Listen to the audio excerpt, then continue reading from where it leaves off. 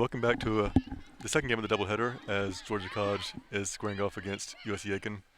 The Peach Belt opener for the Pacers as Georgia College comes in here and should be a really tight match that was the last 2 years, 1-goal games. 2 years ago, USC Aiken won 1-0 here.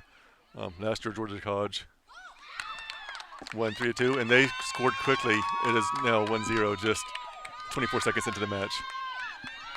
Trying to find out who that goal was. We'll tell you in just a second. It's Brent Hager here with Sydney Kate Murphy. Hello, Pacer fans and Georgia College fans who are tuning in. Scoring the first goal of the match, number 9 of the Bobcats, Sarah Miller. And the goal is credit to number 9, Sarah Miller, the junior from Duluth, Georgia. Quick restart for the Pacers as Sarah Moore plays it back to Abby Frick. The usual starters pretty much for USC Aiken. Pretty much the only difference today is Hannah Meredith in the starting lineup instead of Tori Caldwell. But other than that, it's pretty much the same starting lineup it's been for the whole season. As the ball is played down the sideline. And the Pacers take another throw in. It's going to be Jurgensen.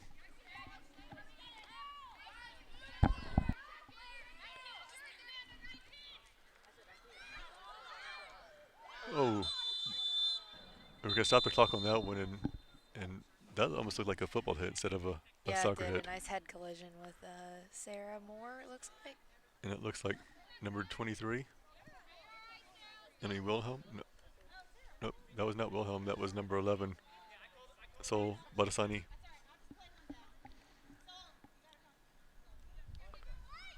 That's something you would see on a Sunday afternoon NFL game. Oh, yeah. NFL top 10. She's going to get a fine for that one. Yeah, helmet to helmet contact. And it was tough collision both ways. It's good to see both pairs are up and okay. And it looks like Sol had to come off the field just due to the fact that it was a head collision. And Baldessini already is like, I want to get back in the game. Come in, coach. Just give me a chance. As Frick heads the ball back to Armendariz. Plays it over to Dury. Spelled D-R-U-R-Y, but pronounced Dury. They call her Drew, so it's really confusing for some fans. I'm confused anyways. I can barely pronounce names myself, so I do apologize ahead of time if I can't pronounce them correctly. we do have a few outstanding players for Georgia College. We're going to attempt this. Sorry if we butchered them. If we mess it up, then I'm going to blame their SID, Al Weston. Great guy, but Jurgensen dribbles through the middle of the field looking for someone cutting, but plays it right to the keeper, who picks it up. And again, if you're just joining us, it only took 24 seconds for Georgia College to jump on top. And that's insane. I don't know what happened there.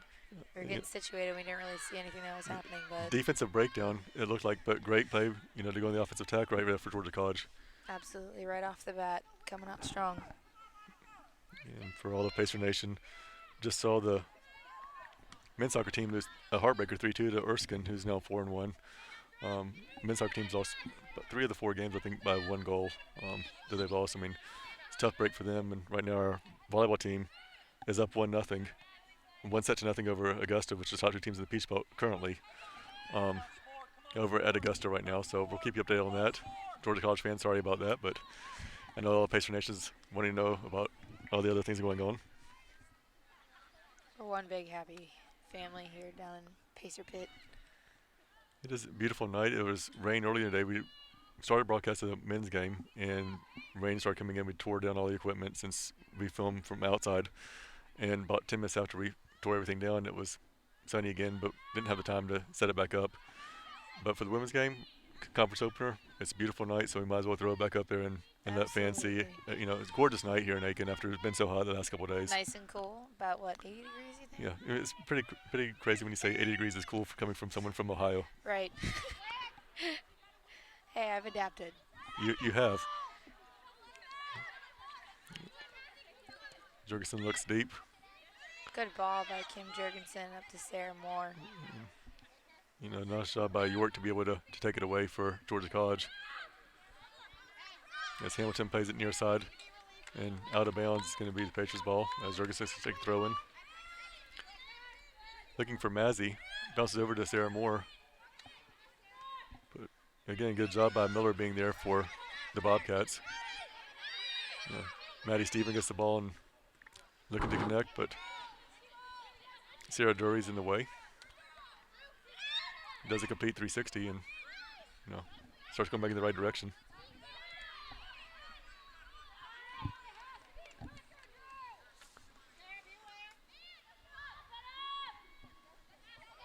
Good ball out wide to Kim Jurgensen as she takes it down the field. Looking for Sarah Moore, and Sarah Moore will dribble up the field. Looking for Amanda Mazzy.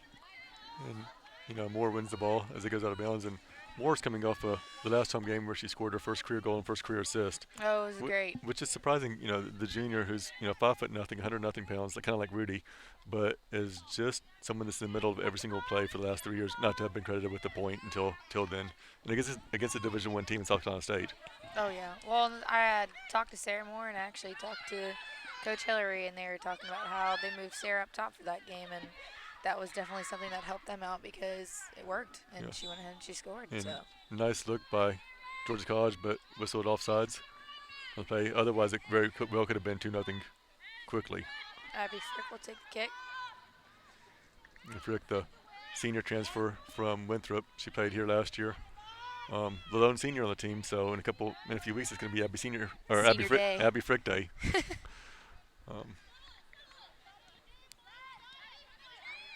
This is,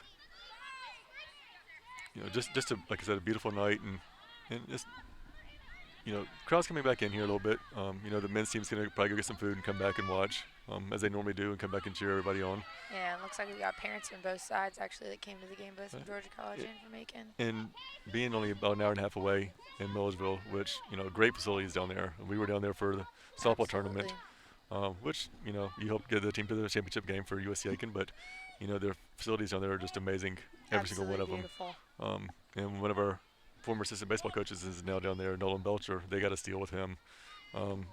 He took a job down there over the summer, and Georgia College fans, he is one of the best in the business. Well, they also have a great baseball team down there at Georgia College, so it's good that they got him, that's for sure. They have great sports all around down there. I mean, they're so tough in every single one of them, it seems like. Absolutely. Their campus is absolutely breathtaking. It is. I love going to play there, that's for sure. It feels almost like a second home, having gone down there for the softball tournament the last couple of years. Yeah, I guess you could say it is kind of like a second home. Pretty sure that my pieces of gum might be still under the benches. You ate all your peppermints, I know that. I did eat all my peppermints. Yes. 4 before every game. There's going to be a corner kick for the Pacers. It's played short. Went right to Georgia College. Looks like number 19 with the ball. It near midfield.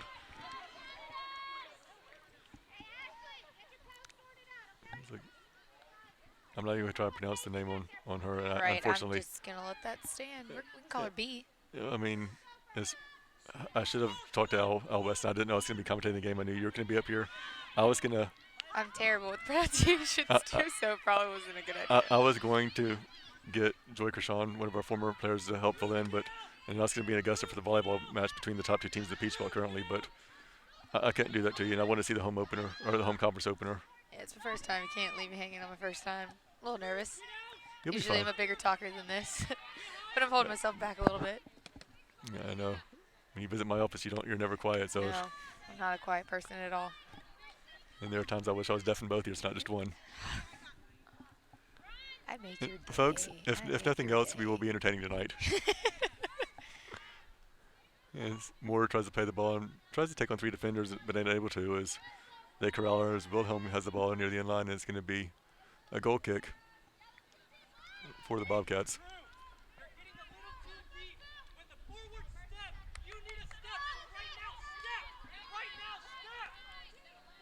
Nice move.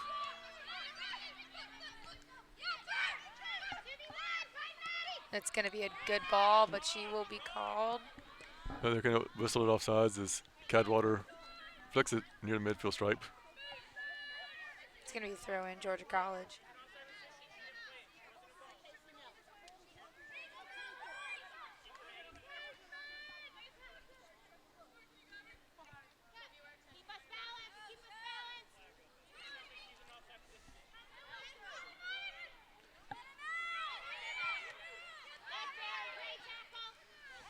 Ball number 3, and she will also be called offsides for Georgia College, and the kick will be to the Pacers as Abby Frick takes it up to about 25 yards. And she's got such a big foot. She does. It's incredible how far she can kick the ball. If we had a football team, she should probably try She would be the kicker. She really would. She'd punt and she'd kick the field goals as well. if we had a good offense. If not, then we might be in trouble. As Jurgensen's going to try to pay it back to Cadwallader. Plays it, but Baldacini has a head on it and goes right back to the Pacers. But great job by Georgia College to push forward and then try to keep everything inside. They're a very good pressing team. They are. Since it started about 10 minutes ago, they've been pressing very, very hard on the offense. And Hope Clark, their coach, was a former standout at Virginia Tech, goalkeeper. She was there right before I started working there. Owns every single school record between the pipes. I mean, just amazing, amazing player, they said. I had a chance to talk to her last time 2 years ago. Absolutely amazing, great person. And being former Hokies, it's nice to be able to talk to someone like that. But since you're the lone wolf down here yes, in South Carolina. Yes, but I mean, phenomenal coach. You couldn't ask for a better person, and people still today at Virginia Tech talk about how great she is. And that's just something. Leaving a legacy, that's really big. Yeah. And very, very big. I'm not saying when she graduated, but I was there from 04 to 06, and she was before me. But I'm not saying how long ago she was there. It's a guessing game, ladies and gentlemen. You can send in all of your answers. And what do you think? Just tweet us at Pacer Athletics, and we'll go from there. As Georgia College tries to push forward, but I thought Hannah Meredith had that one. Runs right by the ball. Likas takes it, but ball's played up to Kat McHale, who plays it forward to. Keeps it in bounds. Look at Sarah Moore running after it. And Moore was tracking everything down from about 30 yards away. She was. And they dropped back to the keeper. I mean, and Moore's little legs. I mean, she's just like a speedster. I mean, like I said, 5'0", so her legs. Oh. There's an opportunity here. And great job by Georgia College to get back there with the goalkeeper out of position. And they quickly played it up to Ferry, who plays it forward. And there they are pressing again. And Ferry flips it up to 19. Very good ball. It's going to be picked up by the Bjarnar daughter, I think. I was going to say Bjarnar daughter, but from Iceland, number 19. I apologize. We'll get it at halftime, hopefully. But it's kind of surprising. 2 years ago, when they were here, it was a rainy game. Tori Caldwell flicks a ball in from the corner to Hannah Allison, who headed home her 6th goal of the season at that point. About 6 minutes into the game, really quick on the same side that Georgia College just scored on. For the game winner. And I was like, remember that actually. Right here, I mean, a very quick score again. You just wonder if that's the way it's going to be to the series. And I've seen several games over the years at different places I've been where someone will score in the first 2 or 3 minutes, and then it's just defense the whole time. And yep, and you don't see another goal almost till the end of the game. Right, as Georgia College has a chance, and a Pacer is down momentarily. And that was Caitlin Armstrong, but she's tough.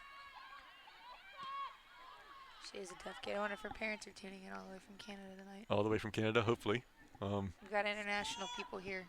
We do. Our softball games 2 years ago went international all the way to France. Italy. Overseas. Europe, yes. Somewhere over there. It was. It was kind of nice that we had, some of our players' families were stationed over there, and so we could say we went international. We might have had like 5 or 6 people that listened over there, watched it at like 4 in the morning when we were playing. But if you're Georgia College right here, you're just going to organize, and then I was going to say just take your time, but they quickly play the ball all the way forward, all the way down the pitch, right to Steven. And Steven shoots it. Great save by Cadwallader. And Steven just plays it to the far post. They have another player right there that was able to pick it up. But good job by Cadwallader. She cut off that cross right then and there. And she's done really good. The Pacers have been outscored 19-3 the last 3 games coming into this match. But she played the number 10 team in the nation, a Division I school, and the number 1 team in the nation. And Cadwallader's done a good job. She saw 49 shots against her at Columbus State. 49 shots. As Georgia College, we thought it was going to have another break, but Baldacini wasn't able to connect right there. But as I was saying, Cadwallader had 49 shots towards her. She allowed 7 goals, and not all of them were on goal, obviously, but to see that many shots in one match, that's almost a shot every other minute. Yeah, being a previous goalkeeper, too. Actually, it was a shot over. That's a lot of shots on goal. And I mean, and it was just so relentless, and I was like, you feel bad for her, but Columbus State and Carson Newman have just been they're such dynamic teams, and Oh, they're if powerhouses. they weren't in the same region, it's gonna be a foul right there on Amanda Mazzy. She picked up the hand and said, "Excuse me, I didn't mean to." But those two teams, Carson Newman and Columbus State, very well could be meeting for a national championship if they weren't in the same region. Oh, absolutely. I mean, And that would be a game to watch, too. and honestly, depending on where the regionals is, if they match up and we have an open date, I will probably travel to I go would watch probably it. travel down there, too, because like I just said, that's going to be a great game. And two big powerhouses. They've been powerhouses for the past couple years, and they're continuing to build themselves up, too. And that's to say, if someone doesn't knock them off, I mean, we have so many good teams in the Peach Belt from top to bottom. Absolutely. That really, someone can knock off Columbus State. And in the SAC, South Carolina Conference, you have, Wingate, Tusculum, those schools like that can give Carson Newman a run for their money. Absolutely. And you just never can tell what can happen, but that's why they play the game. And a little bit miscommunication right there for the Pacers. And it goes back to Georgia College. Sarah Mailer will take the throw in. Good job by Steven to try to win the ball, and she actually does. And good hustle by Mazzy, but played right back to the Bobcats. Miller's going to take the throw in.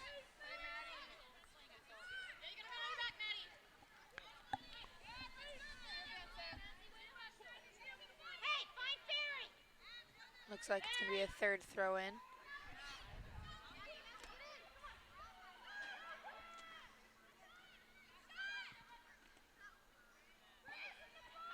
Steven crosses it over, but it's going to go out of bounds. It's going to be a goal kick for the Pacers.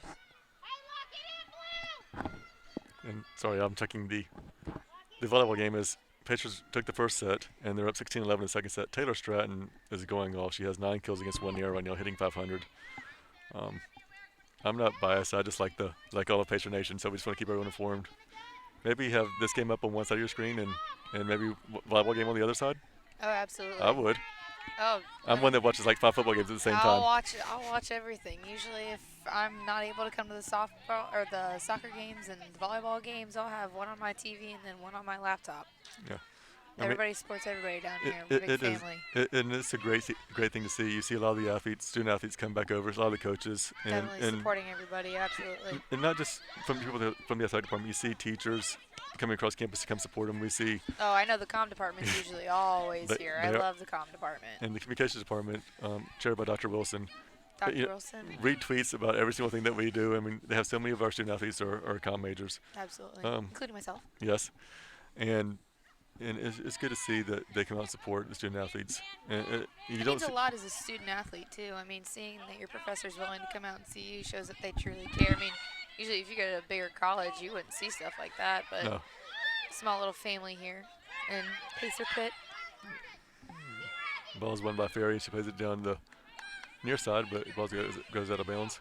And like you said, you don't see that a lot at all the schools. And I think in the Peach Belt, you pretty much do see that from across the board, though. Oh, you really do. Even when we go play somewhere else, or if we travel to go see one of our other teams play, you see all of the other athletes that you usually play. Like, you go to volleyball games over in Augusta, and we'd see the softball team there. And it'd be great. And it's a different atmosphere in Division II than it is in Division I. I mean, lots of times you see those teams are traveling hundreds of miles away and playing the same times, and you're not able to see them. But here, it is like a family atmosphere. Absolutely. As Kedwater jumps in front of the ball again and cuts off Maddie Steven.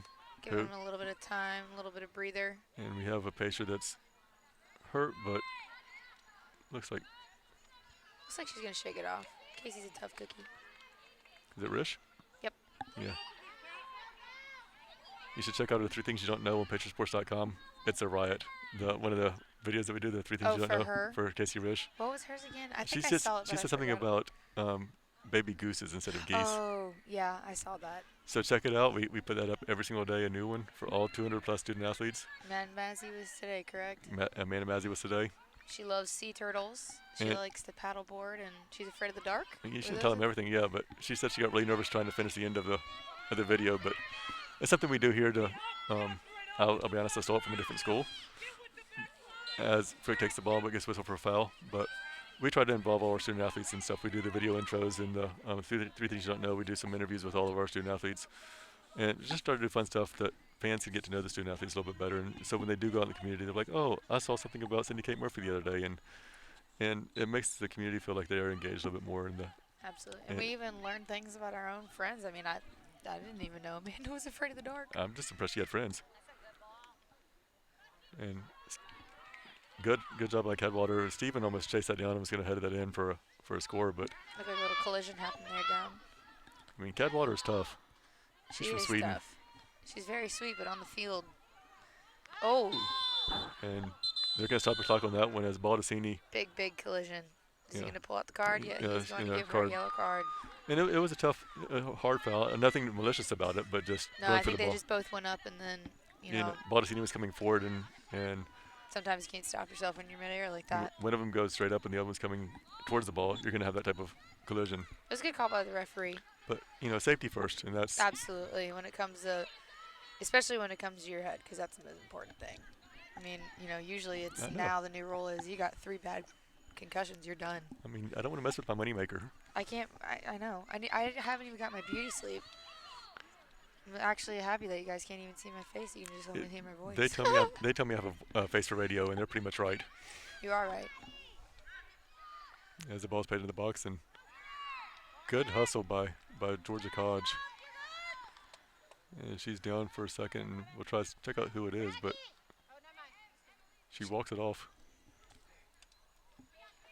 Georgia's a little bit tough to tell on the front. It's going to be a corner. It looks like they're all setting up at the top of the 18-yard box. Let's see who's going to take the corner. And it was Sophia Likas, the sophomore from Lizella, Georgia. No, that was injured on the play that she walked it off. And Sol Balladacini? Baldacini for the corner, left-footed, near post, and then booted back out of bounds. So it's going to be like a replay since it was hit out by one of the Pacers. It's like deja vu all over again, as they said. Basically. They're all set up at the top of the box. They're starting to move their transition in. It's going to be right across the ground. Kicked out, bounced by Abby Frick. It's going to be a throw-in for Georgia College. And we're going to have a couple substitutes on the field. Substituting in for the Bobcats. Number 21, Amanda Bartholomew. And Number 14, Nunborg Omestarter. Omestarter. That's good because now we know how to say her last name. Yep, Joe Kaczarski does a great job. The voice of the Pacers, done it for 16 years. Absolutely amazing. He's known as the voice across Aiken. He does baseball games, volleyball games. He does all the basketball games. Ooh, off the post right there. Great cross and great attempt. Was it Armistader? Yes. That just came in, flying in there with inches away from making it 2-0. Great hustle by her. And thank goodness for the post being there. Right. And Cadwater with the kick. As it's 1-0 with just under 23 minutes left in the first half. Mazzy takes it. Throw in Pacers. Wins the possession. Kim Jurgensen's going to go ahead and throw it in.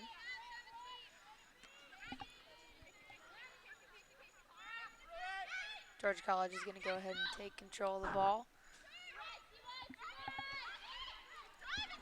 It's about 1-on-6, but That's a good ball by Georgia College, but it looks like they can't beat it out. And Cadwater picks it up.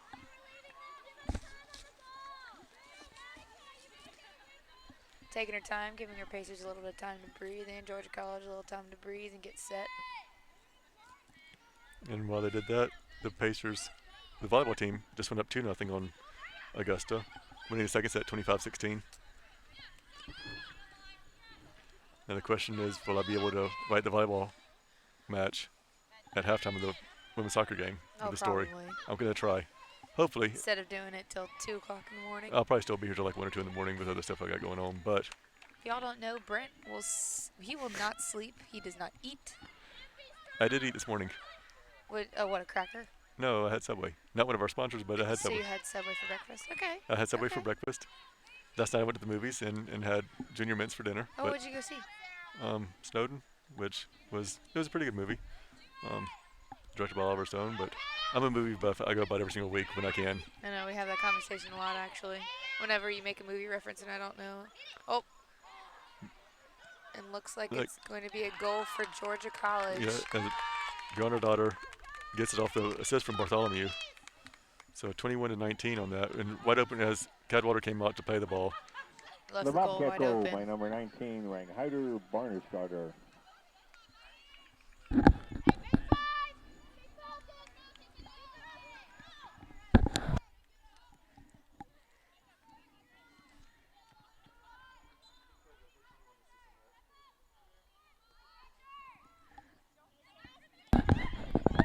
Just confirming with our official scorer, Cody Kiesler. The 21 did get the assist on that one, Bartholomew. It's so tough to sit there and tell from inside the press box. It's a great facility for us to have in the press box, but And the Still a assist little on hard the to goal see for who's going number to be making the shots and stuff. 21, Amanda Bartholomew. and when you're also field level, it's a little bit harder to tell. Then you can see the plays develop from up top, like where we are right now. Oh, absolutely. Sometimes you have to delay yourself a few seconds so you can see what number they are because they'll just turn an awkward way where you can't see the front or the back of their jersey. I'm the same with even our student athletes. I still have a hard time. I'm like, wait, who's? Oh, I was like number 9. I was like, that's not They Hannah all have Allison. the same hair. That's why I keep mine short, so people know who I am. Is that by choice or The bald spots, no, but the rest of it, yes. the few hairs that we do still have? Yeah. The comb over. Hey, I'll shave it. Please do. If we win the national championship, you can shave your head. If you win it, if softball wins a game in the postseason next year and in the NCAA tournament, I will. I'll do it on the field. I'll be holding the razor. That's fine. Actually, no, I don't touch you with the razor. I'll get clippers. Oh, come on. I always used to do it with my father. We used to sit there when we were really young and we'd sit in the sink and go ahead and shave his head. Pretty good. I got a little technique. Might have a little Okay. cuts, but you'll be all right. Hey, Pour a little alcohol in there. You'll be all I right. appreciate that, Cindy Kate. Throw in by Georgia College. You're going to take it down almost to the corner. Drop A inside, but good defense by USC Aiken. It was Hannah Meredith that actually won that ball back for USC Aiken. And Meredith was on the team 2 years ago and didn't play last year and came back at the start of preseason this year and started a few games for USC Aiken as the ball's played in the box and Cadwater comes up with it. She's been a good addition. She's definitely matured since her freshman year. She's gotten a lot stronger than she did her freshman year. Mhm. And it's good to see her back on the field. I missed her last year, to be honest with you. She's very quiet. She's very quiet, unless you get to know her.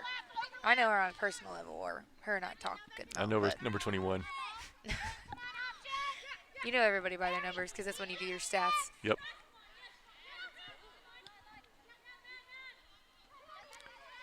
But Baldacini loses the ball, but flicked over to Schwartz. Plays it near side. And back to the middle. It's going to be another good ball by Georgia College, but it looks like they're going to call her offsides. And that was very close on that one. And it just barely skimmed by. Yeah. I almost think at the end of the whistle, she probably tries to play it over Cadwater. Oh, absolutely. Because sometimes they won't call it. They won't see it in time. Right. And that was a bang-bang play on the far side. For Absolutely. the referee to see that from over there. And Frick booms it about 45 yards. But Sarah Moore comes down with it. It's going to be a throw-in for the Pacers. Yeah. Kim Jurgensen's going to go ahead and take that throw-in again, looking for Mazzy and Sarah Moore. Another throw-in as Jurgensen was on the game day picture today. If you followed USC Aiken on Twitter. You should all follow them. It's actually really fun to go see all the stuff that they do. Yeah. But I do Pacer follow Athletics them. on Twitter. I think I favorite or Instagram. like almost every single tweet and Instagram and Facebook. Snapchat. Everything. Snapchat, everything. And Snapchat. And you can subscribe to us on YouTube as well. Absolutely. Pacersports.com. Pacer Athletics on the YouTube channel. Tune into everybody's sports. I mean, it was like a couple weeks ago. We had our volleyball tournament, and over 1,000 people tuned in for the 2 days to watch That's it on awesome. YouTube, which is great. But as we turn our attention back to Georgia College, was on the move, but ball is taken away by Rish. Plays it forward to Moore, who loses it. It's going to be out of bounds, and Yeah. she's going to go ahead and grab that ball and be ready to throw in. Good job by York to slow down Sarah Moore. That's a tall task because her motor does not stop for 90 minutes. No. I don't know how she has that much energy. She reminds me of like a small kid. You know, when you're really young, you had all that energy, and you just want to know where it went when you're older. Yeah, that didn't happen for Sarah Moore. Well, she's still 5'2", so she's like a little. Well, She is still kind of a kid. and Ooh. she just turned 21, She and did so just turn 21. so Yes, she's she still did. young. She doesn't look 21. She looks 12. Well, Love her to death, but you know, it's tough for me as I see the student athletes and I'm like, oh, they look young, and they're like, well, they are compared to you, and I'm like, thanks for that. everyone's young compared to you. Yeah, But appreciate that. it's okay. But Bartholomew takes the ball and tries to play it, but Abby Frick looks like she's going to go ahead and wig it out. Baldacini plays it up. And just not able to turn it by the Bobcats. And a good ball as But they race off. Dury flicks it, but Sarah Moore isn't able to get to it. She's going to challenge keeper a little bit, though. Mm-hmm. Make her pick it up. Which is what you have to do at that point. Oh, absolutely. Especially when you're down, or the game's at 2-0 and you want to get the ball as quickly as you can, especially with only 15 minutes left in the first half. You want to at least try to get one more goal just to at least even out a little bit of the game. Right. And 2-0 is not that bad of a deficit to go in. I mean, if you do go down 2-0 at halftime, it's still okay. But 3-0 is a whole different demeanor. Oh, absolutely. Because you go down 2-0, you get a quick goal, you're right back in the game. Well, 3-0, it's a lot tougher. Well, and the game can change any time, too, and that's what's so great about soccer is that it's such a fast-moving sport that you don't know what's going to happen. I mean, like you saw, first 30 seconds 24 of the seconds game, in, yeah. That goal was made, and, I mean, you even see it in professional ranks that you see yeah, every absolutely. once in a while. I did see one a couple years ago in Division I level that 6 seconds into the game, the keeper was out, ball right over the keeper's head from about 45 yards out. It's insane. And sometimes you'll even see they'll go and they'll score. Oh, Yeah. she's going to be called offsides. And But good- you'll good see look. games where they'll score a goal and another 10 seconds later they'll score another goal just because they know that they're not on their feet and they're not ready to start up again. And we saw that a couple of days ago on Monday with our men's team when we got down. The team that came in here, they literally scored 2 goals in about 30 seconds time, and it's just tough. It was like make it take it almost to basketball. You're like, what happened? Absolutely. You're still trying to figure out who scored the last goal and they already start scoring another one. And actually, we did have an issue with that, as Schwartz plays it inside to Omerstader, but she loses it to Cadwater in the box. 14 minutes to play. If you're just joining us, USC Aiken trails 2-0 as Georgia College scored a goal 30 seconds into the match. I mean, What was the second one at? Oh, 30 minutes maybe? yeah. I mean, not too long ago, but Georgia College come out and has just pushed forward the whole time and Constantly pressing. And that's really good, especially too, to start it early instead of it being a late scoring game. right as Moore tries to get to the end line, and she does, and She's going to fight through it. She's got 2 defenders on her right now, and she's still fighting through it. they're going to say a goal kick. She tries to go 1 or 2, but they stop her. There you can see Kaylee Phillips coming in, and that's the tough part right there with Sarah Moore. You saw she was down there on the end line by herself. There's really no one converging on the backside of the post, and so she had no one to go to, even if she won the ball. But like I said, Georgia College has just come in, and it seems like everything has been at their end of the offensive third of the pitch. I mean, really, the Bobcats have 5 shots. USC Aiken has 1. Yeah, that's what's the hard thing about playing a flat 4-4-2 is sometimes, you're still trying to have your midfielders play defense while, you've got your 2 girls up at the front trying to go after the ball. But, with Sarah Moore going all the way to the corner and she needs to cross it to somebody, it looks like the only person that she probably has up there is Kat McHale. And McHale was a little bit farther behind on the play on that. Yep. So then she really is nobody, and it's a blessing and a curse for both the 4-4-2 flat. But My thoughts exactly. are you sure you know what Yep. 4-4-2 is? I've been doing sports as long as you've been alive, which is sad for me to just have said. Well, and the great thing is that Hillary actually has been changing her Formations up. formations up constantly since the very beginning of the year. She even changed one halfway through her game just to see, which one is going to work for this specific team. Are they more of a defensive team or are they more of an offensive team? Mm-hmm.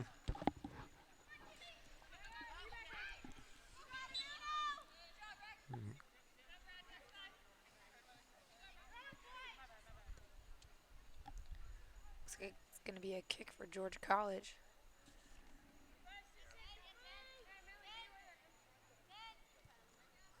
Sol Badasani is going to take the kick as Georgia College sets up. It's going to be a good ball by Georgia College. Just barely missed the touch there. And it looked like Barry, if she'd have touched it, she could have almost walked it in. Absolutely. But I think she just barely missed it by a hair. And great ball into the box. Great ball. And Georgia College is right back on it. USC Aiken able to control it after trying to push it towards midfield, and 10 seconds later we're back in the box right now. But they call her offsides on that. And we do have 11 minutes left in the half. If USC Aiken doesn't score, what as Coach George goes into the half, what does she say to her team? I think she probably needs to tell them that they need to help out their top two girls up there, just because when they finally do get a ball up there, it seems that Sarah or Mikhail is all by themselves up there. And then they probably need to be pressing a little bit better. They're doing a great job, but every once in a while you'll see that they'll bobble the ball a little bit too much, and you really want to keep it controlled at your feet. And it's almost like kickball-ish sometimes, but I think that they're still just thinking about that first goal only happening in the first 24 seconds of the game. It almost looked like they weren't set to play the match. I mean, they weren't ready for it. Yeah. Substituting in for the Bobcats, number 5, Anya Mancinelli. And Anya Mancinelli, the sophomore forward from Atlanta, Georgia, is coming into the contest for the first time. She comes in for Baldacini, the senior from Miami, Florida, who's played really well the first half. She has. She definitely has. She's a very dominant player in the field. She's one of those people where, you know, when a play is constantly happening, she's always there, whether it's her actually kicking the ball or her always being open for the ball to be transferred over to her. Georgia College will have a corner kick. They're setting up at the top. A little unusual formation for a lot of the teams that we've seen. And she plays it short. Oh. A little give and go, and they're going to whistle for offsides on that. Nice effort. It was actually a great idea. That was a great idea, but just got called offsides. It was like a hook and ladder. It almost looked like nobody had any idea what was doing at first. No, and they really didn't, because, you know, she tried to dribble the ball back out, and they were focused on her going to the top of the box and didn't see the person sliding in beneath her. And that's where you have to really read the body of a soccer player, not only just the feet, but the body too. I mean, as a goalkeeper, that's what I always used to watch, was their body. Because, I mean, you can move your feet crazy and you would have no idea where it's going to be going, but you just read the body. It's the same thing in basketball. I mean, you're sitting there, you're watching the midsection. You know, they can be doing everything which way, but midsection's not moving. Oh, good ball to Mikhail, but it looks like Georgia College is going to kick it out of bounds, and it's going to be a Pacer throw-in. Good job by York to slide back in there and kick it out of bounds. Looks like Armstrong's going to go ahead and take the throw-in. Yeah, Caitlin Armstrong, and, you know, sophomore forward, that's seen a lot more playing time this year than she did last year. Absolutely. And has done a really good job. She has. She has done a really good job, especially on the left side. Yeah. And, you know, that's a hard position. I mean, even coming in only as a sophomore, too, it's very difficult. It's very different from high school, the transition from high school into college. And, I mean, even her playing in Canada, you never know. They could be playing almost a whole different formation up there. Right, you know, the sophomore from Whitby, Ontario, Canada. You know, fun kid. She's very great. She's quiet. I know that for sure. But I think once you she get said her talking a little bit, she... And as soon as we start talking, you know, Georgia College is back on the offensive.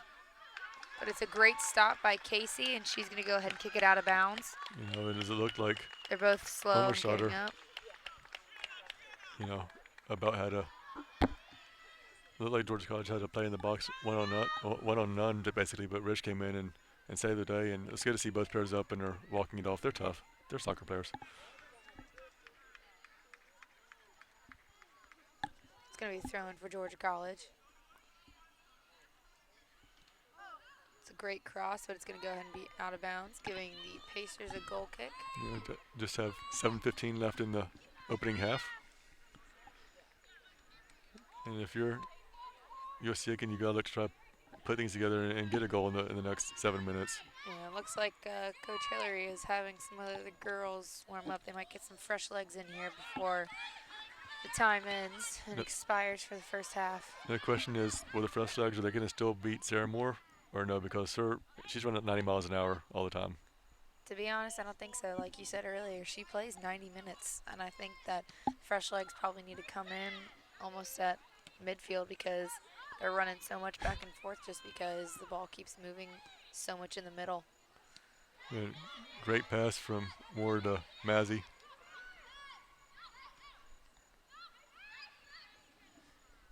Georgia College is right there, and She's going to go wide with the ball. looks like it's going to be a little too far. Oh, But USC Aiken wins the ball. it's going to be a throw in. Kim Yes. Jurgensen's going to go ahead and take it again.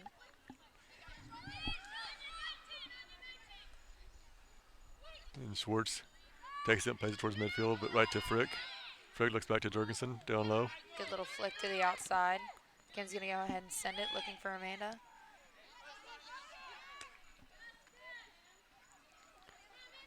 And Mazzy gets down to the corner. And it's going to be a throw in for USC Aiken with 5:45 left on the clock in the first half. Looks like she's only got Sarah Moore standing right there, and there goes Sarah again. The 1v1. And it's going to be a corner kick for USC Aiken. And when they played it to Sarah Moore, she was the only one inside the box at the point. I mean, you had McHale about 5 yards outside of the box at the top.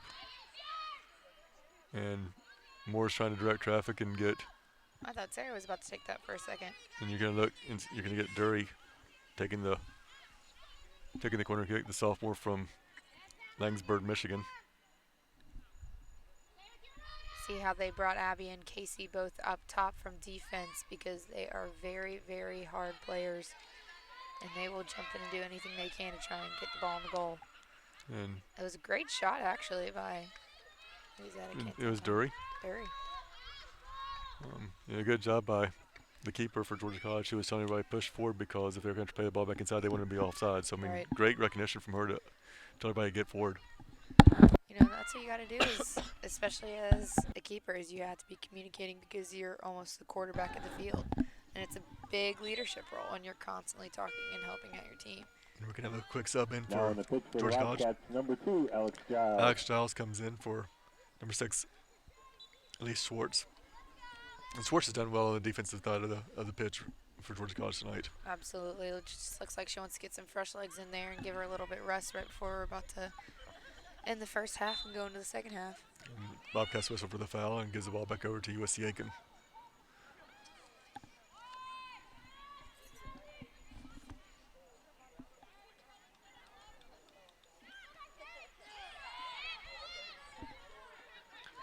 Looks like it's going to be taken over to cross over to Kim Jurgensen on the right-hand side of the field. And Mazzy waits, goes out of bounds and picks up and finds Sarah Moore, but deflected out of bounds by York.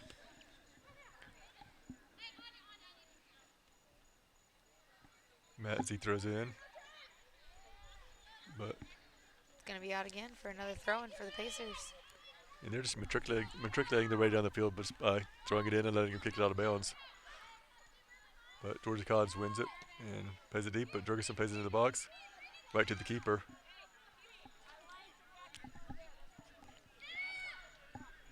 We have a couple of photographers here tonight. We have, our student Shanna Farrell and then Artie Walker. So probably tomorrow, Pacer fans will be able to see a photo gallery on PacerSports.com with, 100 or 200 good pictures from Artie Walker. I mean, he's been our photographer for about a year and a half. He does an outstanding job. I know we all like it, especially as girls. We like to post our game day pictures on Instagram. Yeah, the reason we take pictures, of course. It really is. It really is. And when they're not up by the next game, we're just like, we have no other pictures to post. Yeah, and then I get yelled at, which is not fun. We don't yell. We Talk loudly. talk with a diaphragmed voice. Remind me to talk to one of your assistant coaches and see if she can make you run farther for that. She already makes us run enough. We joke about this, but Lindsay Jones, assistant softball coach, is how she's helping out with the broadcast tonight and filming. So if something looks good, it's because of her. If it looks bad, it's because of her. If it looks bad, it's because she's a little bit shorter than the camera and she's having to stand on her tippy toes most of the time. But she looks like she's getting a good calf workout in. Yeah. And she's nodding her head and smiling in agreement. As Pacers on the attack with 2 minutes left, but they quickly lose it just as quickly as they get down to the corner. Again, Sarah Moore is almost by herself up at the top. I mean, you look at it, and the throw in was to Sarah Moore, and no other USC Aiken player was within 25 yards of her. And that's probably what they're going to try to adjust at halftime and say, when Sarah Moore gets the ball, you need to start pushing forward. So she has Midfield someone to, definitely needs to start pressing a little bit more. right? You know, good stop by Ferry. We flicks it out, but Georgia College plays it towards midfield and is going right back to USC Aiken. With a minute 20 left in the first half. After the first goal, though, it's gotten to be a very competitive contest. You can definitely tell. Most of the possession has been split between each team, just depending upon what side of the field. Looks like it's mostly been dominant with Georgia College having it on the Pacers side of the field. 1 minute left in the half. Yeah, 1 minute. And when the Pacers have the possession, it's mostly at midfield. So that is something Hillary's definitely going to take care of when she goes into the locker room during halftime and talking to her team about pressing a little bit more. Long ball to Bartholomew, who plays the ball in the box and crosses it. Good cross. And shot by Gondadottir, who misses it just right. Good little footwork, trying to score around 3 different of the defenders for the Pacers, and it's just going to go wide right. And seeing the matchup between Bartholomew and Frick, they're 2 really good players out of the field, and just to see that one-on-one action was pretty fun to watch. Absolutely. There's going to be 15 seconds left in the first half. And you'll probably hear the countdown clock from Joe Kaczarski momentarily. 10, 9. There it is, right on 8, cue. 7, 6, And 5, 4, as we go to break, we'll be back in 2, 15 minutes 1. for the second 0. half. And We've reached halftime here. Pacer fans, we do want to sit there and thank our sponsors right now: Tyler Strong Auto Center, Aiken Flooring, Denny McKenna State Farm Insurance, Quality Inn Suites, and the South Carolina Education Lottery for their help with the broadcast. Because without their help, we wouldn't be able to do this and provide this for you. So we appreciate their sponsorship. And in 15 minutes, we'll be back. Pacers trail 2-0.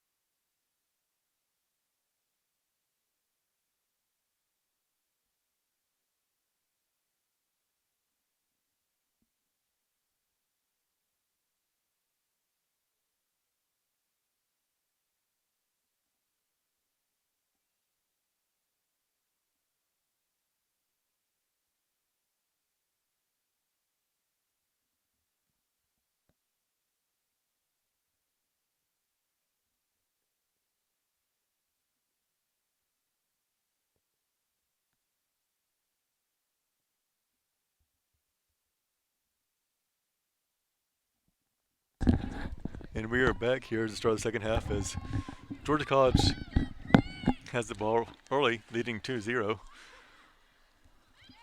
And we were told at halftime that Stephen had the first goal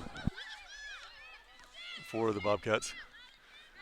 As my co-commentator is looking for the stats, running across the top of the press box, so she'll be with us momentarily. As Armendariz loses the ball, plays it into Stephen, who flicks it far side. Just barely misses it and looks like it's gonna be a goal. Another goal from Stephen to. I'm trying to figure out who that is right now. Is that 20? Does it say 20?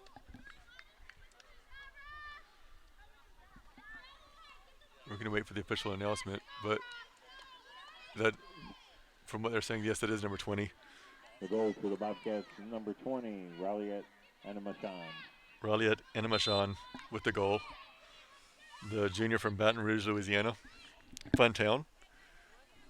Never been. I've heard. I haven't never been there either. But Like to, but friends tell me it's a great city to be in, and I'll get good there. food. I eat every single bit of food I can. That's a lie. You don't even like coffee. I haven't had it yet. I'm going to at some point. Eventually. He's X amount of years old and he's never had coffee. And I can't eat cheese. Other than that, I'm good. 2 things you didn't know about Brent Hager. Here are 3 things that you don't know about our SID. Yeah, and I think that's where we're going to stop at that point. back to the game. We don't even get to 3. Nope, just 2. Just 2 at my age. Going to be out of bounds and looks like Pacers going to get a throw in to Bree Epley. And Caldwell boots it deep.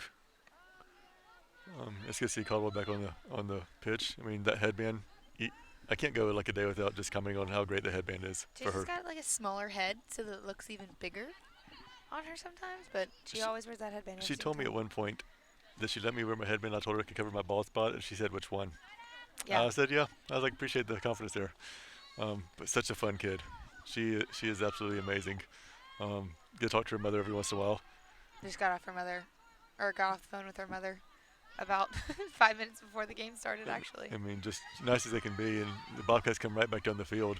Sarah Moore is going to be in the box trying to get that ball, and it's going to go ahead and be a goal kick off of Georgia College. Great job, because the 5 seconds that we turn away and start talking, they're back down the field quickly, and that's a sign of a really good team. And Georgia College is going to give teams fits all throughout the beach ball season. It looks like Sarah Moore is actually put back down to midfield now. Looks like they need a little bit of extra help in there, so Hillary went ahead and decided to move her. As Animashan earns the corner kick. Yeah, hopefully I'm saying that right. If it's wrong, I'm blaming the PA announcer who said it that way. And I'm going to, of course, blame Al Weston.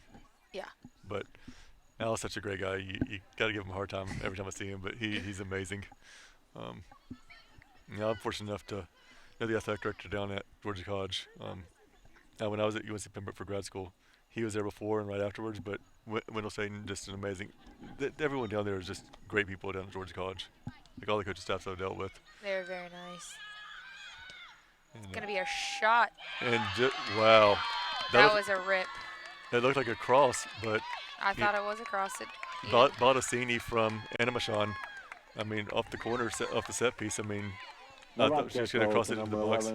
Saul Baldacini. Baldacini, just an outstanding. Number 20, Raliat Animashan. Almost upper 90 shot. Yeah. Just tailed right back in. And Cadwater wasn't able to move at all, and you really couldn't at that one. You're just paralyzed. I mean, just a sensational shot. Because sometimes you just can't do anything about it. Sometimes it's over your head, or you just can't get to it. I mean, it had so much bend on that shot. It looked like it was going out and bent back in. Can I say it? She bent it like Beckham, or was that just? Bend it like Beckham. You can say that. Yeah, absolutely. See, I got my soccer reference in. It's a movie. I know, but still. That doesn't count. Can I grow my goatee back out like Alexi Lawless used to? Before? Yes. Okay, see, I can do that. See, soccer reference.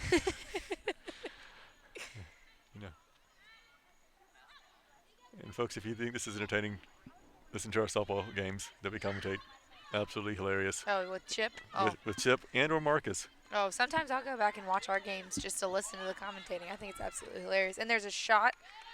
Good, nice shot. Just right to the goalkeeper. Yeah. Nice effort. Was that Dury? I I think it was Dury. think it actually was. And Tori Cadwell's going to come up Caldwell loses the ball, but great effort to get up there. And Sarah Moore is going to race back. Mancinelli plays it deep, crosses it to Steven.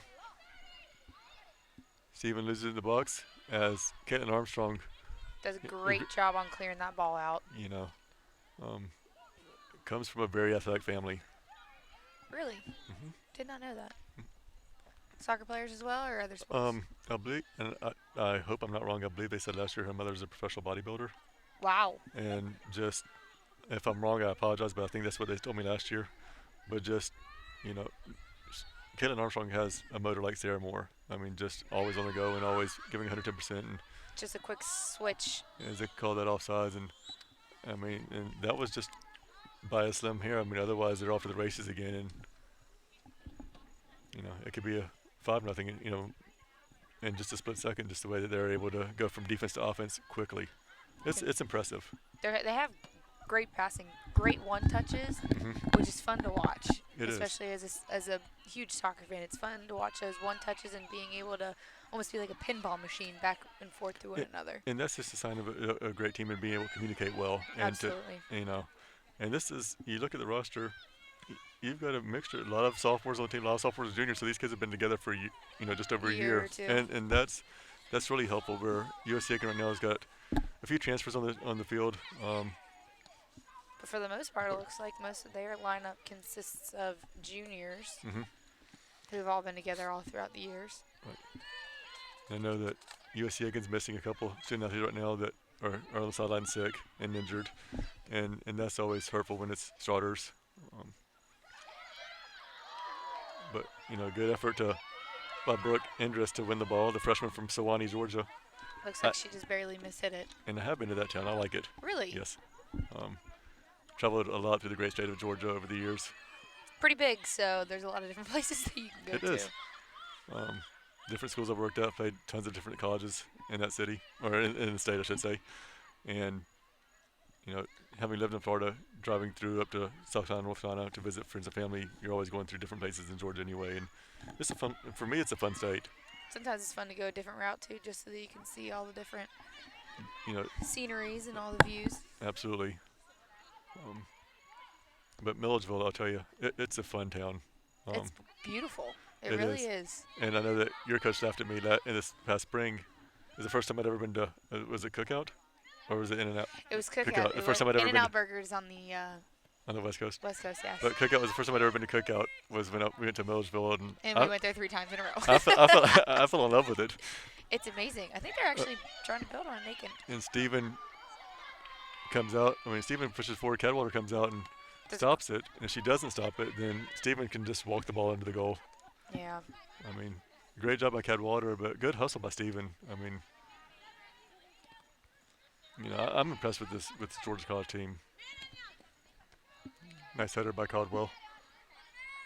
Right to Moore. She gets knocked down, but she gets right back up. It's like that song. It was before your time, but Anna Michonne plays it. I don't know. My mother, my father raised me right. I might know the songs. Yeah. I listened to 80s rock and roll. This was late 90s, early 2000s. Oh, come on. I'm a 90s baby. Yeah, baby. 96er. Yeah. That was a great year. It was a great year because I was born. Good boot by Casey Rich trying to get the ball out, just to give them a little bit more time. And again, but it's just pressure by Georgia College, and their coach Hope Clark doesn't let off the gas. You're pushing forward. You're in the Peach Belt Conference play now, so you want to make sure that you not only win, if they do come out and win the game, but they want to make sure that they have everything clicking for the next one. Because as we all know, in the Peach Belt, you've got to be ready every single night. You've got to be ready. One game and you could either jump 2 or 3 spots or fall up or down. Yeah. Yep. And last year, USC Aiken came in and knocked, after losing a few games, went in and shut out Clayton State. 2-0. One of the best games I've seen USC Aiken play in the 3+ years I've been here. Also, the game against North Georgia, the very, very last game of the season, they held up with them pretty well, too. Yeah, I was at volleyball senior day that day. It was a great game. It really was. That was a fun game to watch. That was a fun day all around. Even though they lost to 1-0. days for everybody. And volleyball won in 5 sets. They were down 2-0 to Montevallo and came back and won that one. The men's soccer team won the game. I mean, just a, not just bringing honor the senior student athletes, but just a fun day all around. As they play the ball in the box, and Georgia College managed to get it out barely. Bree Epley was right there too, ready to just knock that in with her head, and it's Yeah. a great ball by. Caldwell. Yep. I mean, just the left boot. I mean, you've got to love it. I mean, She's a small girl, but she's got a powerful foot. I mean, 5'2", plays 6 foot tall, Absolutely. and she's easy to spot with the headband. Yeah, and looks like it's actually about to start falling off. Sarah's gonna fight for it. Steven tries to get it, but Caldwell plays it. Just two really good battles right there, trying to get the ball, whether it's inbounds or out of bounds, any way they can to get it to their teammate. Right. Schwartz is gonna take the throw in. Mancinelli was calling for the ball, but Sarah Moore comes up on her, and she's gonna flick it to Steven. But Moore with that boot. And that's a good ball, and there goes Bree Epley taking off. And Bree Epley, just such a great story. Just a phenomenal student athlete. As she plays it into the box towards Dury, but Georgia College picks it up. Their keeper has been impressive tonight. I mean, she has. She plays almost like mind games almost. She does. She wants you to come and press up onto her so that she can take you out of the equation when she starts to punt the ball.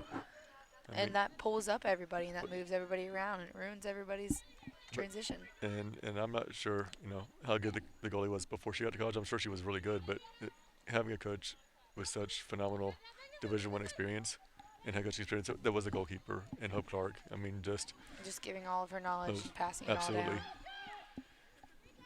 I wish I'd have brought my Virginia Tech media guys from when I was there with all the records that Hope has. I mean, it was just phenomenal. I mean, our goalie when I was at Virginia Tech was good, and she's like, I've never top anything that Hope did. Wow. I mean, and that's saying something considering when I was there, we got to the NCAA tournament for the first time in school history, and as good as they were with National Freshman of the Year and everything, they were just saying they couldn't do what Hope Clark did. And that's who's hanging up in your office, correct? National Player of the Year? Yeah, Ashley Stinson.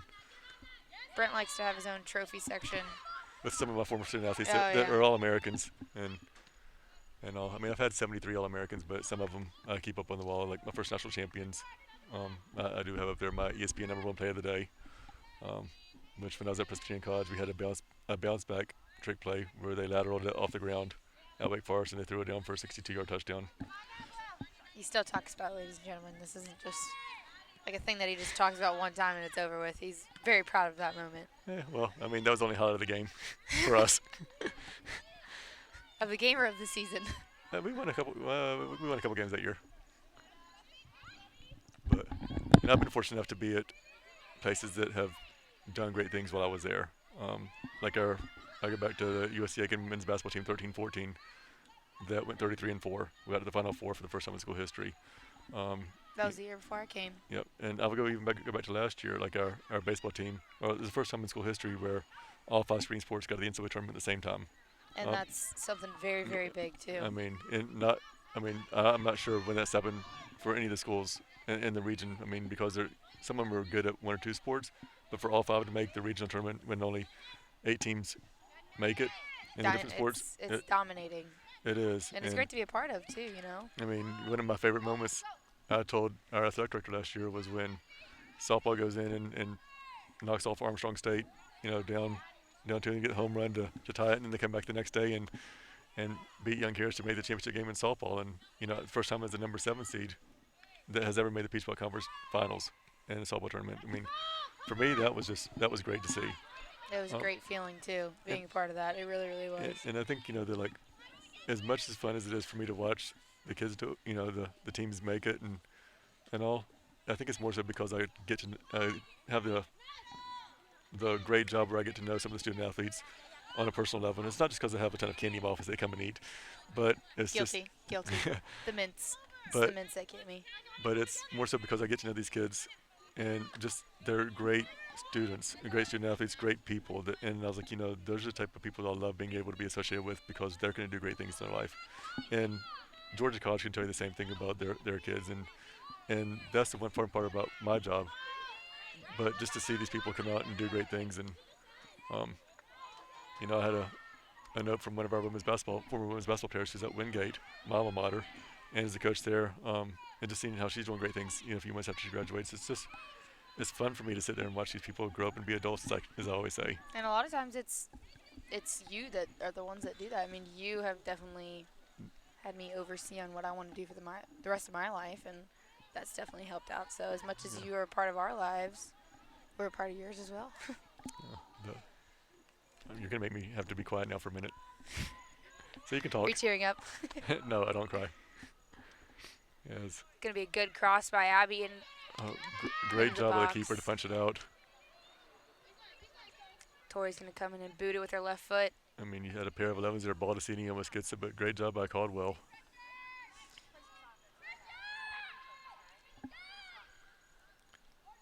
I found myself saying, she's such a great kid. She's such a great kid for just about every single one of them I know. And But it's they the all truth. are. They really are. All of these girls, like, for the most part, except for obviously like the freshmen and the transfers, I'm very close with all of them. They're actually all really, really good girls, and I bet you Georgia College has the same exact thing as all of their girls are great. Yeah, and if they're anything like Coach Clark was, as a player, I'm sure that she just recruits standout people over there. And you can say that for a lot of the schools in our conference, if not all of them. I think that's what mainly recruiting is about. Recruiting isn't only about, how good the player is. It's also the type of person the player is, whether, they're a good person, good grades. There's a lot of other things that come to it, but also a great personality. And, that's a major part of trying to find girls to play for you for. Right. As Schwartz takes the ball, great move, left foot, right to Cadwallader for the stop. As we're just under 29 minutes to play in regulation for the Pacers. Looks like Amanda Mazzey's going to come back in, and for the Bobcats momentarily, you'll see number 10 Sarah Ferry, 13 Savannah Duvall, and number 27 Belly Munnerlin. 27 Sophia Liefkas coming in.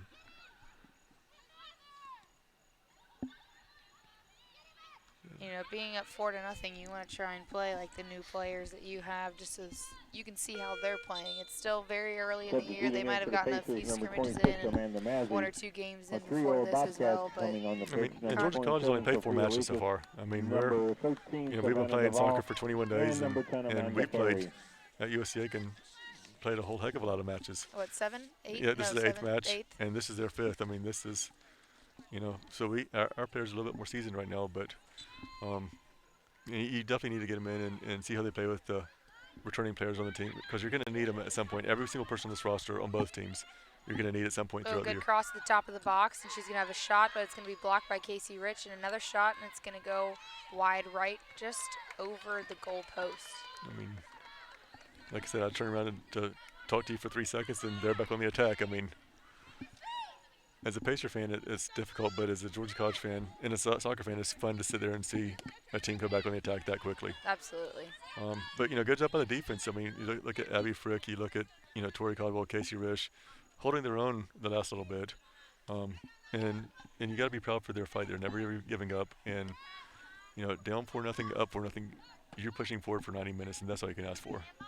Casey Risch has definitely matured a lot in her soccer playing too, especially from last year and this year, and it's been great to see, even though the goals obviously don't show it. But Casey Risch and both Abby Frick and even Tori Caldwell, they all 3 have been a pretty dominant defense and have stopped more goals than they've allowed. Yeah. Yes. And I mean, you have to throw Caitlin Armstrong into the mix on that one too. We've talked about her, and I mean, she's come a long way from the start of training camp last year to where she is now. And just it's fun to watch these kids grow and mature on the pitch, as we're going to see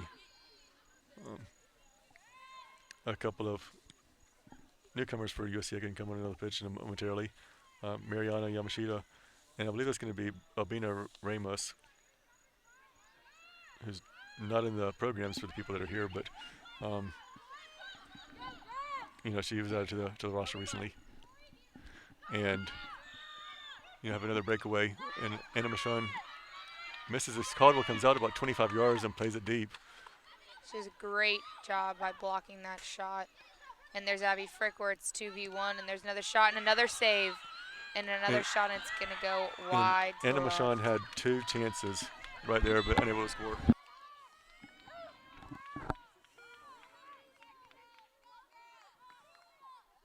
pitch for the Pacers, number 16, Babina Ramos, and number 12, Mariana Yamashita.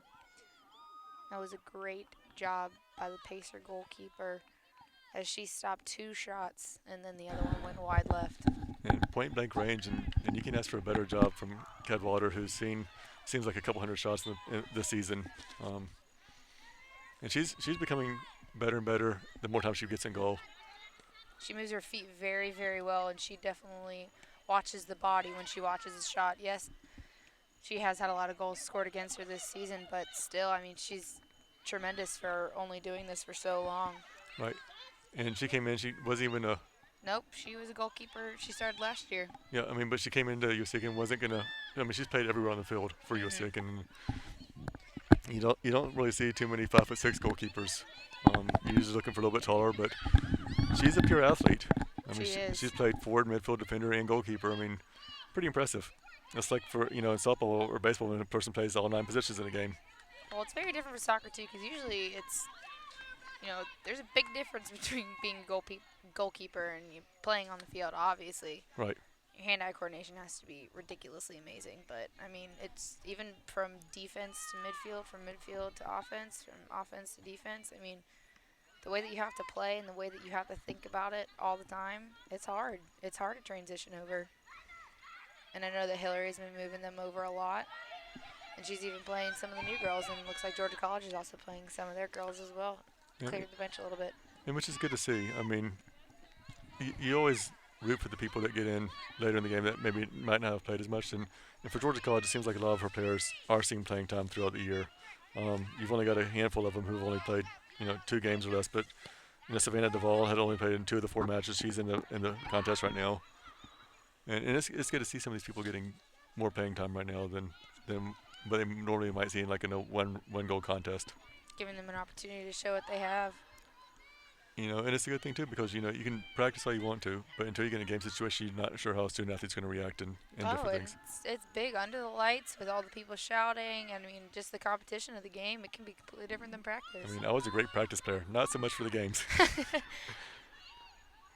I was perfect in practice. Yeah, I don't know what happened. The coach was like, "You were 0 for in the game." I'm like, "Yeah, well." Yeah, but I was 4 for 4 in practice. Yeah, exactly. That's the most important part. Practice makes it perfect. He's like, "We'll keep practicing." Practice makes it perfect for the next practice. Right. As Anna Machon gets the ball and tries to go 1-on-3. Yeah. Good defense by Rish and. Also by Abby Frick. Yeah. And it's just, this is probably not the way that Frick wants her senior season to go, obviously, but. Man, it's so fun to watch this kid on the field. I mean, 90 minutes long, she doesn't give up, and is always so positive, at least towards me, about everything. And you can't ask for someone better. And she's a good leader for the team. She is a good leader, and I think it's good that, especially being a defender, right behind, because she's playing almost as a 1-3-4-2 because she just sits so far back and you can see her. I mean, she's the last defender usually that you see them go after when they're racing for the whole. She's like the free safety back there. Basically, really. Sorry, I had to use my football reference it's all because, right. I know football too. Is there a sport that you're not familiar with? Field hockey. Yeah, I'm not familiar with it either, so we won't go there. That's about it. Tough sport to play, I know that, but. Grew up watching sports on our couch with our dad, me and both my other 2 sisters, so especially football and hockey. Those were big. They don't have hockey down here either, so. No, as we have just over 21 minutes left in the contest. Bobcats lead 4-0. And they've done a tremendous job constantly pressing the entire game and passing. Substituting in for the Bobcats, number 21, Amanda Bartholomew. And Amanda Bartholomew is coming back into the contest for the Bobcats.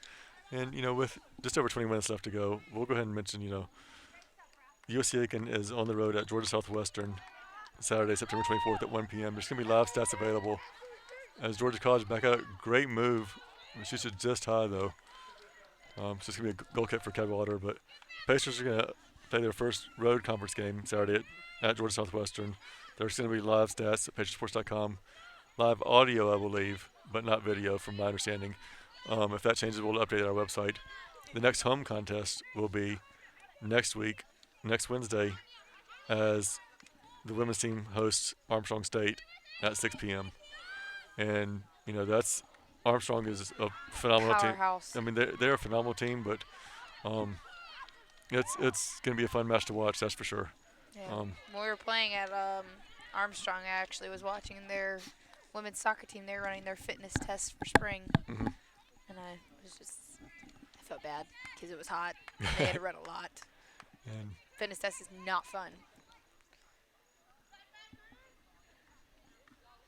but great job right there by Georgia College. And you look at it, I mean, the schedule doesn't get any easier for USC Aiken at all. No, I mean, they travel almost every single weekend. This is their travel year, and honestly, I think they're gone every single weekend except for maybe one or two. October 6th and 8th they're home, and then October 26th and 29th they're home. And aside from that, they're pretty much on the road the rest of the year. I mean, five more home matches, 4 more home dates.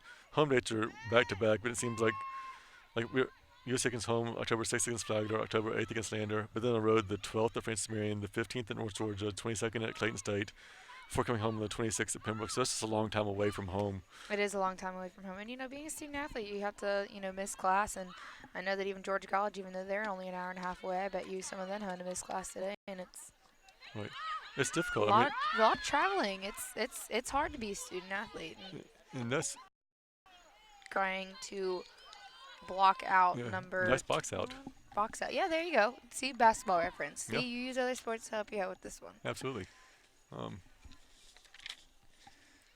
It looks like that was Alex. That was not Alex Giles. Amanda Bartholomew.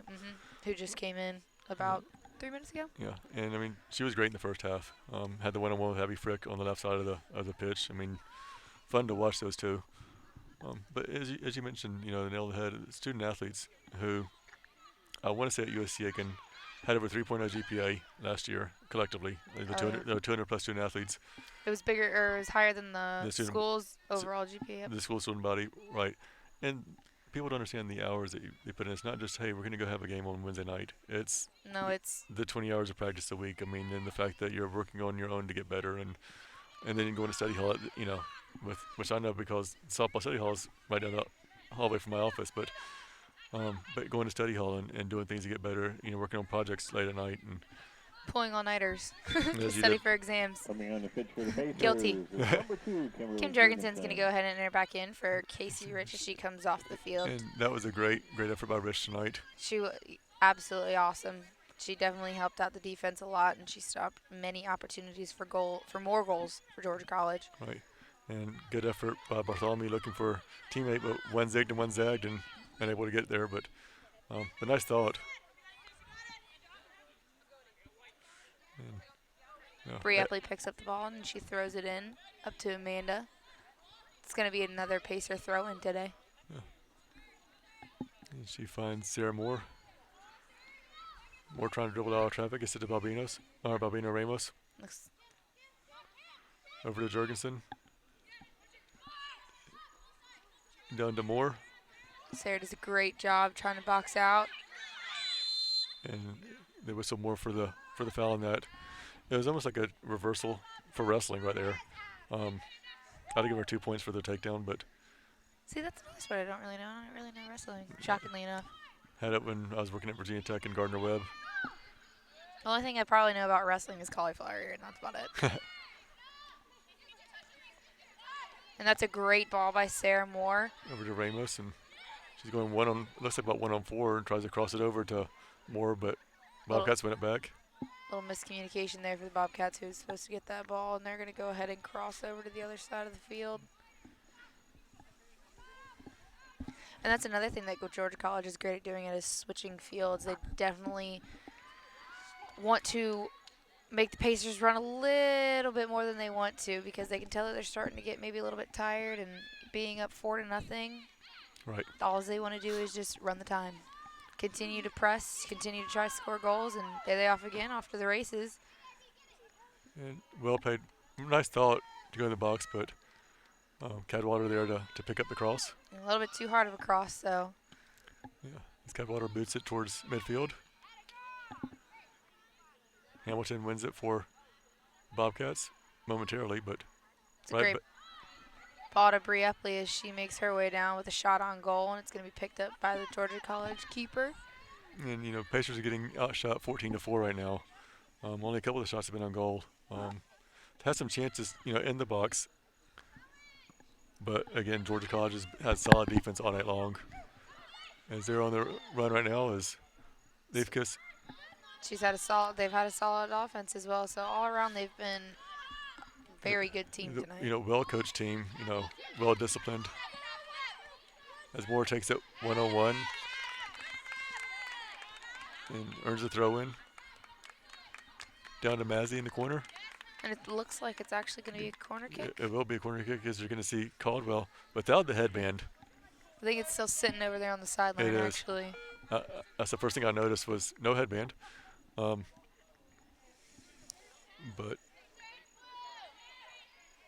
and here comes the big left foot of hers.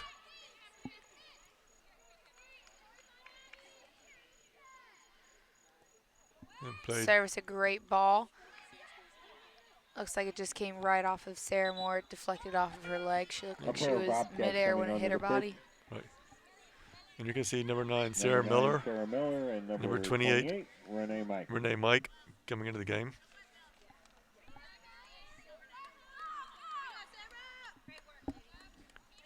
Miller, the junior, Mike, a freshman from Trinidad. And right now you're going to see the Pacers pretty much not entering the bench, but subbing in a lot more right now as Phillips comes back to the game, as is McHale and Dury.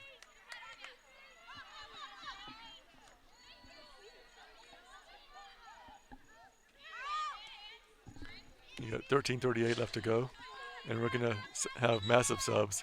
3 Pacers on the pitch, 1 Bobcat on the field. Kaylee Phillips, number 17, and McHale, and number 9, Amistador, the sophomore from Iceland, checking back in. Bobcats is number 14, Umbjorg Omistador.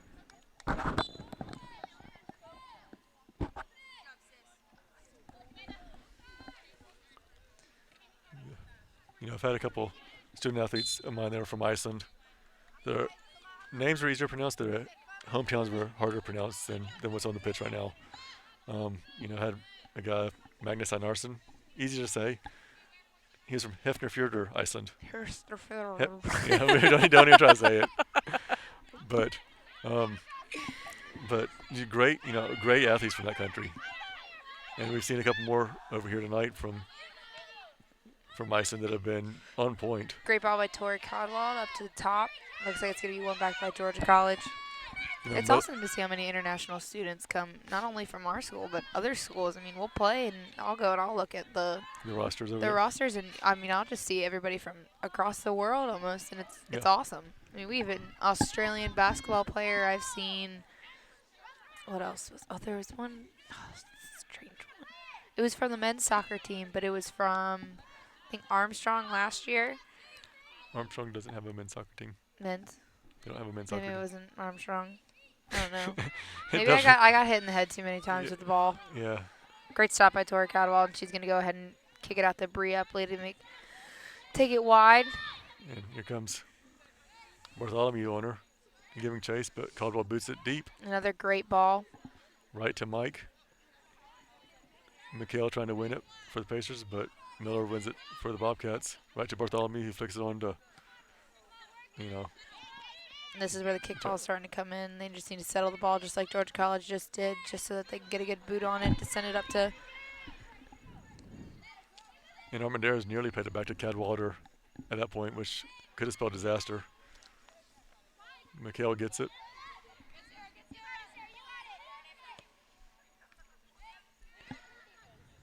Into the box for the keeper, but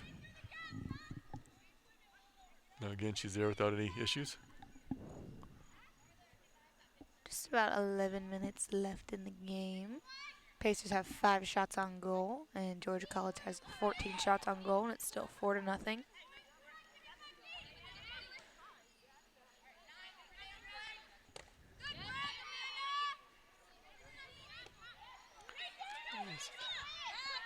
Bartholomew looks like on the fly pattern, going deep, but looks like it's going to be 2v4.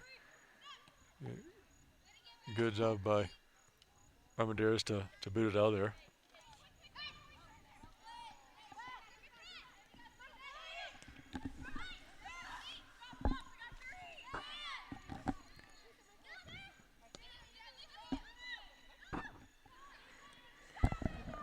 And they're going to call her offsides on that.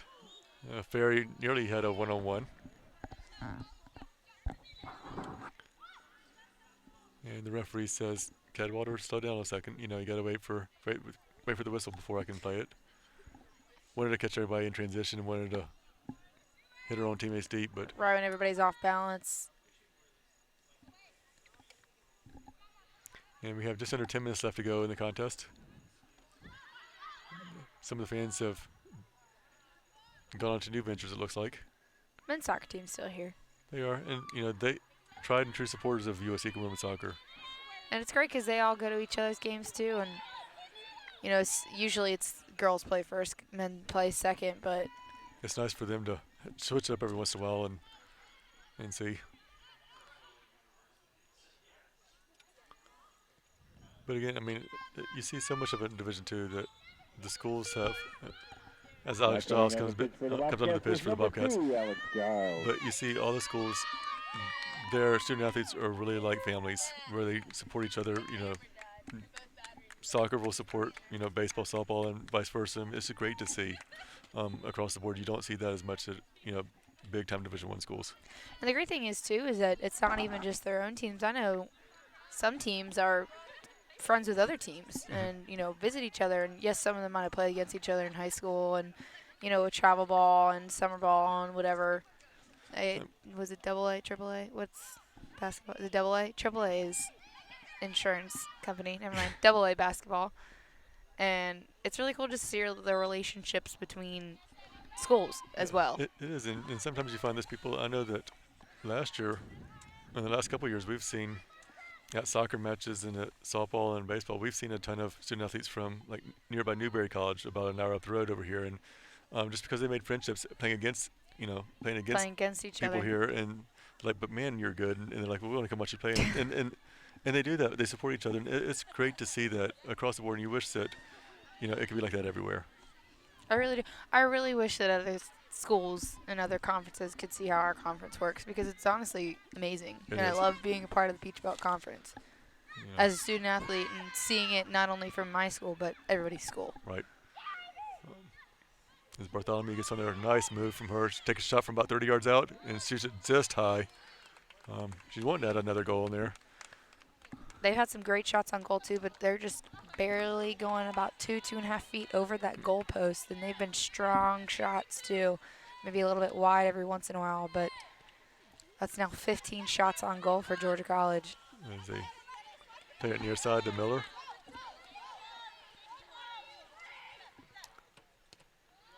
She crosses into the box and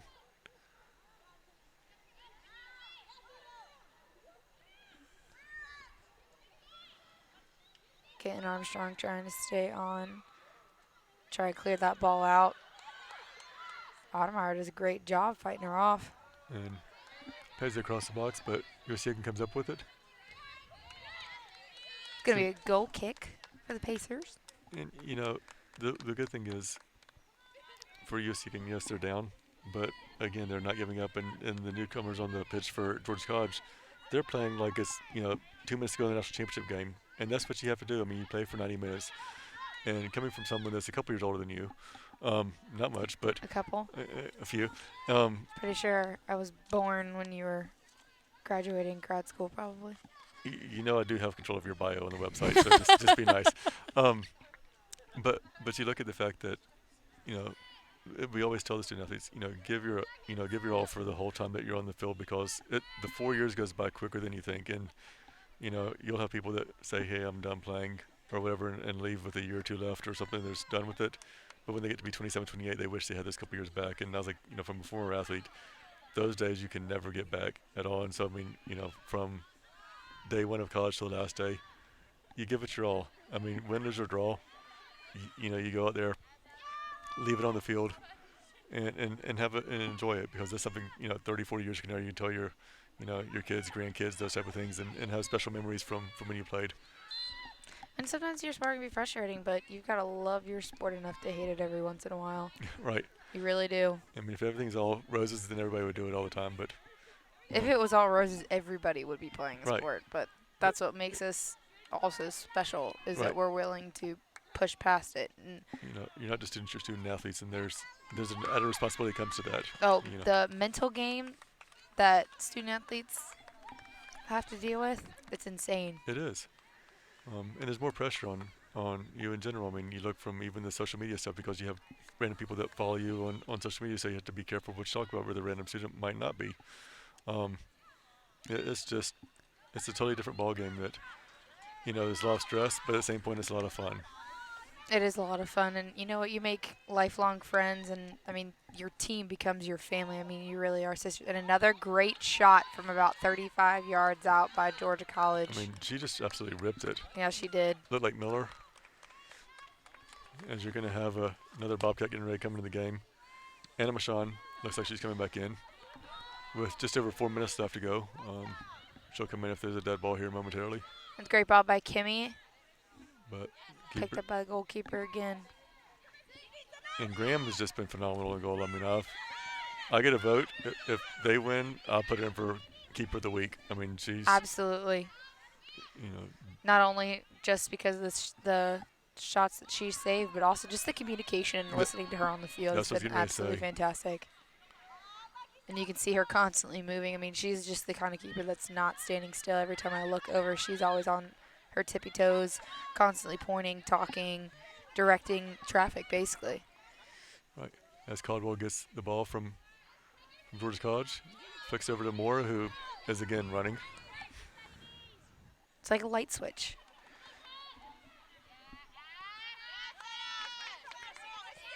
Oh, and that's going to stay in, actually. I thought that was going to peel out a little bit, but it looks like it started to bend back in. Bartholomew won it, but Bobcats lose it right back. Caldwell plays it down to McHale.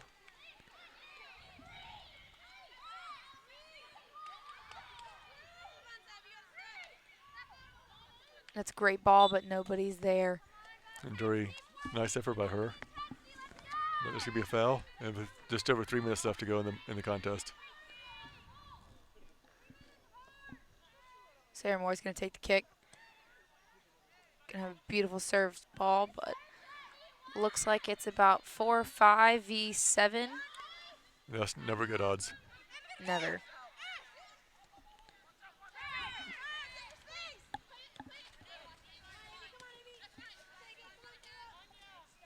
There's going to be a sub. And Anna Michon comes back in the game. Amina Michon, as she comes in for Anya Mancinelli. Played a solid game. She did. As Miller throws it in and goes out of bounds on USC Aiken with 2:18 left to go. As you wrap up this contest, again, we want to thank our sponsors. And I don't say that. I mean, they are generally great people to be around. The owners of Tyler's Tire and Auto Center have been great. Former Pacer athletes. Denny McKelly State Farm Insurance. Aiken Flooring. They're one of our new sponsors this year. Absolutely amazing people. I'll go in there and we'll end up talking for 2 hours about sports. It's just fun to talk with. South Carolina Education Lottery. When you pay the South Carolina Education Lottery, you're not only giving a chance, but you're also taking a chance. Or taking a chance, you give a chance. Yes. Quality and Sweets, as Sarah Moore gets the ball and pays it wide. But these people have been so great to USC Aiken Athletics and to PacerSports.com. As Uppy tries to flip Cross it in. it over. Looks like it's blocked off by the great defender in Georgia College. But, without their help and support, we couldn't do the broadcast that we do. So, I mean, and I know these broadcasts are free for fans, and we try to keep them that way. Trying to get better equipment and always improve things. But we're also doing this on a short staff. We're getting volunteers like yourself, Lindsey Jones, to come in and help. And we want to thank you, both of y'all, for everything today. And you're welcome. It's been fun, and it's great to see that. You talk about our student athletes; they're always pitching in and helping out in different sports. 1 minute. With our broadcast, helping spot, do stats at games, helping out with that. And Softball helps soccer, soccer helps softball. they do. We return the favor to each other constantly. And it seems like everybody helps volleyball. Everybody does help volleyball. Yeah, and basketball. Everybody's always at basketball. Yep. Yeah, but again, fun times, and we appreciate everything that y'all do to pitch in and help us make the broadcast good. And fans, broadcast wasn't great. We apologize. We tried to have a good time, make it lighthearted. It's my first time, guys. I'm sorry. And A little nervous, but as you can see, the more I talk, the better, more comfortable that I feel. So, but it's been a while. Give her about 2 more games. She probably will not be quiet the whole 90 minutes. In about 2 games, I'll probably be doing this by myself. I'll be Possibly. talking to the fans, trying to sit there and see if anybody wants to talk to me back. As we have 10 seconds left in the 10, contest. But, 9, as we said, 6, we will be back 5, 6 o'clock 4, a week from 3, tonight when 2, USC can host Armstrong 1. State. PatriotSports.com. 0. Everything that you want And for your Patriot final Athletics. score, the Georgia Go to College Patriot Athletics on Prospect Twitter, 4, Instagram, Pacers Facebook, 0. Snapchat. Scoring For everything goals you for want, Georgia College go there. were But Maddie Stevens, Georgia Ryan College Myers, was with Deanna 4-0. Voters, Patriots look back Riley at the next Allen contest Anderson, and Saul at Georgia Balbazini. Southwestern, Saturday the 1st at 1 o'clock. University And of then South Carolina next week we're Aiken back and the home Pacers, thank against you for Armstrong attending State Seeding Soccer at 6 Match. p.m. We for, remind you the next home match is next Wednesday. for Syndicate Murphy. Yeah, let me, send me all of my flaws so that I can practice them this weekend, so that I make sure that it's better for next Wednesday. and we will be back next Wednesday. But fans, thanks for tuning in, and we look forward to y'all tuning back in next week. All right, good night, everybody.